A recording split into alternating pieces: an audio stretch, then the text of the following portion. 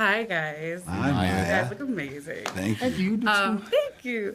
And so, in the film, there's a lot of generational trauma. There's like this, I feel like a lot of shine gets placed on the women, but the men also had their own moments of ups and downs. And so, what was it like tackling that sort of like generational trauma? And like, then you kind of have like these like moments of softness and tenderness between father and son. Like, how did you guys go about cultivating that and building that?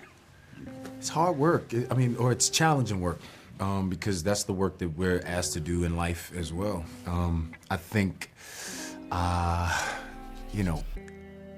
personally for Harpo, he's always looking for the possibility of love. Mm-hmm. I think he's been looking for it from his father ever since he was a child. Yeah. Ever since he could kind of understand that maybe that's what was missing, or try to figure out how to exist in this world as a man. Mm-hmm. And I think he's been taught a certain thing by his grandfather. He's been taught a certain thing by his father. And then there's, again, the generational sort of thing of like how grandfather treats his grandson mm-hmm. versus how a father treats his son in that relationship. And it's very complex. Yeah. But Harpo is a little further along in the journey, I think, than maybe Mr. is, because he is of a new generation. Yeah. He loves Sophia. You know, this woman who is so different yeah.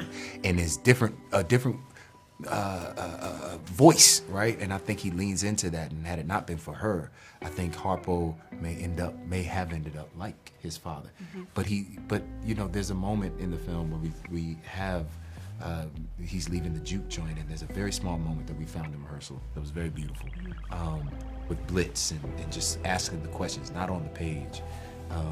Where he comes out and there's a moment of tenderness and possibility there, where there is love, right? And then it, just like that, it goes away. Yeah. For whatever reasons, whatever choices, the beautiful, complex way that Colman was able to sort of play with that. But at that moment, Harpo, even as a grown man, leans into that because that's what we want, And it's not, we shouldn't be afraid of that vulnerability. We shouldn't be afraid to lean into that. And that's what The Color Purple sort of has. I just want to piggyback off of that. I think we have the men in this film move and shift these women. Mm-hmm. And very much, even from the opening shot, you see Mr. coming through on his banjo, and he's the thread that he's moving through these people's lives, for good or for bad. Yeah. But he's changing, and everyone's evolving because of it. Mm-hmm. And I like to think, even as I'm discussing this now, these thoughts are even fresh, of just like looking at trauma and the things that create and shape us. And if it doesn't break us, it does make us stronger. Mm-hmm. And it does, hopefully, then if we move beyond it, it triggers evolution. I like to imagine that a character like Mr., whether he knows it or not, and he's doing horrific things, but maybe it's also possibly, I'm just always thinking about possibilities, possibly for the evolution of a generation, a family, because he's so stuck and rigid in what he's thinking and how he's doing it. And then the world is changing. Right. And, you know what I mean? And he's trying to hold on and trying to be a full person, but he's such a broken man, doing horrible things. And speaking of that, like, you have this dear God moment throughout the series, throughout the film, that kind of ties it all together. What would be your dear God letter? My dear God letter? Yeah. My dear God letter or Mr.'s? I think you as Mr., how that translated on screen, like what would be his dear God letter to me as Mr. Mm-hmm. When we did it in post, actually, is when that crane shot coming above me when Mr.'s laying on the ground in the mud, and I actually do say dear God for the first time, because I think he's somebody who's been living without faith, and in this moment he was like, dear God, I'll do better. He just says, dear God, I'll do better.